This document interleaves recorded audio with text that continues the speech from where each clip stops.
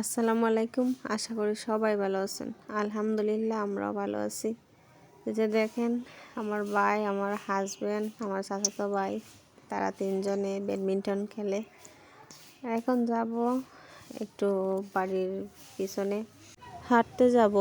এই পিচ্ছি আমার ফুফাতো ভাই, এ শুধু মাঝে দৌড়াদৌড়ি করে যে আমাকেও ব্যাট দাও, আমিও ব্যাট খেলবো, না হয় তোমাদের ফ্লাওয়ার নিয়ে যাব। তারপরে গেলাম হাঁটতে হাঁটতে বাড়ির পিছনে। আর এইদিকে দেখেন সন্ধ্যা হয়ে আসছে আর অন্ধকার, তো কিছু দেখা যায় না। তারপরে একটু একটু কুয়াশা।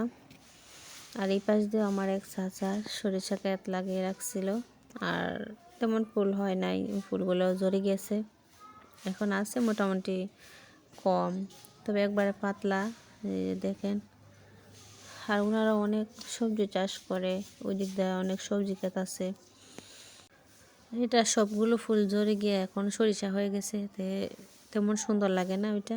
আর বাড়ির পিছনে গরু ছাগল সব কিছু ওইদিকে আসা যাওয়া করে, গরু ছাগল লাগে, তেমন সুন্দর না। এই যে ভিতরে গরু ছাগল ঢুকে ভেঙে কি অবস্থা করছে দেখেন। আর একবার পাতলা পাতলা হয়েছে। আর আমি, আমার ফুফাতো ভাই, আমি বলে, আর এই যে এই পাশ দিয়ে ওনারা অনেক সবজি ক্ষেত করছে, ধনিয়া, আলু, টমেটো, মানে অনেক সবজি ক্ষেত করে। যা যা সবজি আছে সব কিছু করে ওরা। লাউ ক্ষেত, সিম ক্ষেত। এদিক দিয়ে ধনিয়ার পাতাগুলো অনেক সুন্দর, হাইব্রিড ধনিয়া পাতা মনে লাগানো হয়েছে, অনেক সুন্দর হয়েছে ধনিয়ার পাতাগুলো। আর আমার ফুফু পাঠাইছে আমার ফুফাতো বোনকে যে আমি যাওয়ার জন্যে, ওনারা কি করে গিয়ে দেখতাম। আর এই যে এই পাশ দিয়ে আলু ক্ষেত লাগানো হয়েছে। আর সন্ধ্যা হয়ে গেছে, এতটা বাসেও না, দেখাও যায় না ক্লিয়ারলি।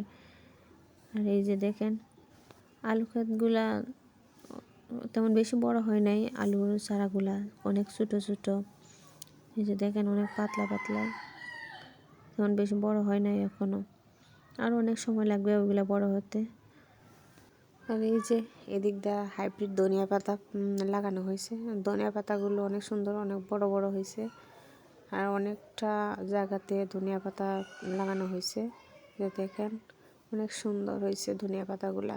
সাথে ওইগুলা বেগুনের চারাও লাগানো হয়েছে। আর আমার বাবার জমিও আছে অনেকটা দূরে, তো একটু যাইতে পারি নাই, অন্য একদিন আপনাদের সাথে শেয়ার করব। আর আমার চাচা এই পাশ দিয়ে একটা পুকুর কাটে রাখছে, এখান থেকে মাটি উঠাই নিয়ে ওই পাশ দিয়ে ওনারা বাড়ির বিটা জাগাইছে। তো অনেক বড় পুকুর কাটছে এখানে, কারণ অন্য জায়গা থেকে মাটি আনলে অনেক মাটি লাগতো। ওই পাশ দিয়ে অনেক বড় করে জায়গা করছে বাড়ি করার জন্য। সন্ধ্যা হয়ে গেছে দেখা, তো বাড়িতে চলে আসলাম। আয়সা দেখে আমার ফুপু এখানে ক্ষীর রান্না করছে ছোটো বাচ্চাদেরকে নাকি দেওয়ার জন্যে।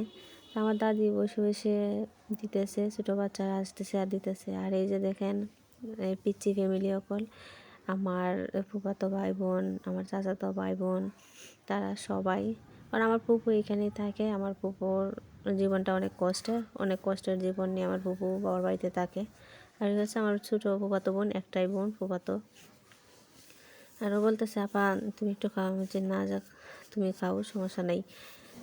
আমার পুপু এসে বলতেছে যে একটু খাই দেখো কীরকম লাগে। তো আমি তখন পেট ভরা ছিল, খাই নাই, বলছি যে একটু পরে খাবো যদি খিদা লাগে। আমার ফুফাতো ভাই এসে দেখেন একটু নাড়া টাড়া দিল। আর ওই যে আমার ফুফাতো বোন সে বসে খাওয়া। আমার ফুপু 5টা সন্তান নিয়েই তার বাবার বাড়িতে থাকে, কারণ আমার ফুপু শ্বশুর বাড়িতে ঠাঁই হয় নাই। আমার ফুপু অনেক কষ্ট করে। আর ছোটো ছোটো 5টা বাচ্চা আমার ফুপুর, সবগুলা নিয়েই বাবার বাড়িতে থাকে।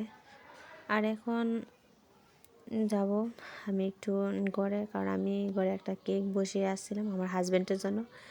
গিয়ে দেখি কি অবস্থা কেকের। আর এই যে একটা পিচি সন্ধ্যার সময় আসছে আবার নেওয়ার জন্যে, সবগুলো দিয়ে শেষ, এখন আবার আসছে ও নেওয়ার জন্যে। তো আমার ফুপু বলতেছে যাও ঘরে, আমি আসি তোমাকে দিয়ে দিব। আর এখন যাইতেছি ঘরে, কারণ আমি কেকটা চুলায় বসিয়ে তারপর আসছিলাম আমার ফুপুর কাছে। কারণ আমার ফুপু খুব ভালো মনের, কারণ কোনো ঝগড়াঝাটি নাই কারোর সাথে, বেশি কোনো কথা টথা বলে না।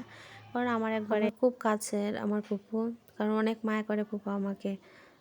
আর এই যে দেখেন আমি কেকটা বসিয়ে গেছিলাম, কত সুন্দর হয়েছে কেকটা দেখতে, অনেকটা সুন্দর সফটও হয়েছে। আমি তখন হাত দিয়ে একটু একটু দেখছিলাম।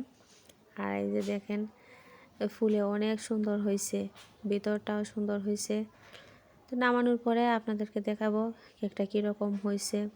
তাও মধ্যে একটু জায়গা রয়েছে, এখনও হয় নাই ভালো করে, আর একটু সময় থাকলে হয়তো সুন্দর হবে ভিতরটা। আর এখন ঢাকনা দিয়ে দেব, আর একটু সময় হোক। আর এই যে ঢাকনা উপরে দিয়ে দিয়ে একটা তাওয়াল দিয়ে দিলাম। আর আমি এতটা গুছিয়ে কথা বলতেও পারি না, আমার কথার মধ্যে যদি কোনো ভুল হয়ে থাকে তাহলে সবাই ক্ষমার দৃষ্টিতে দেখবেন দয়া করে। আর ভিডিওটি যদি ভালো লাগে লাইক করবেন, কমেন্ট করবেন, শেয়ার করবেন। আর এই যে দেখেন এখন কেকটা কাটার পরে কীরকম হয়েছে, ভিতরটা একবারে নরম তুলতুলে হয়েছে, এত সফট হয়েছে, মানে খুব সুন্দর। সবাই ভালো থাকেন, আজকে এই পর্যন্তই। আসসালামু আলাইকুম।